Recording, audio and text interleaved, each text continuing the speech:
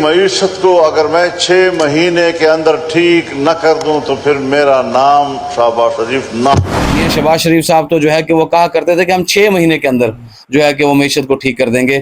آج میں سمجھتا ہوں کہ لاہور نے، پنجاب نے مسلم لیگ کو جو عزت دی تھی، نواز شریف کو جس وقت اس لاہور سے نکالا گیا اور یہاں کا عامر اور ڈکٹیٹر جنرل مشرف یہاں کا ظالم حکمران تھا، اور اس وقت بھی اہلیان لاہور نے اس کے ساتھ وفا کی تھی. آج آپ چلے جائیں مارکیٹس کے اندر، تاجر پریشان ہے، رو رہا ہے، ان کی دکانیں گرائی جا رہی ہیں. وہ منصوبے لائے جا رہے ہیں جس سے یہاں کے تاجر کا جو ہے کہ چولہا بجھایا جا رہا ہے، اس کے بچوں کے مستقبل کو تاریک کیا جا رہا ہے. وہ لوگ جو 70 سال سے 80 سال سے دکانوں کے اندر بیٹھے ہوئے تھے اور دکانوں کے مالکان تھے، ان کے پاس رجسٹریاں موجود ہیں، ان کے پاس وہ کرائے نامے موجود ہیں جو پاکستان بننے سے پہلے کے تھے.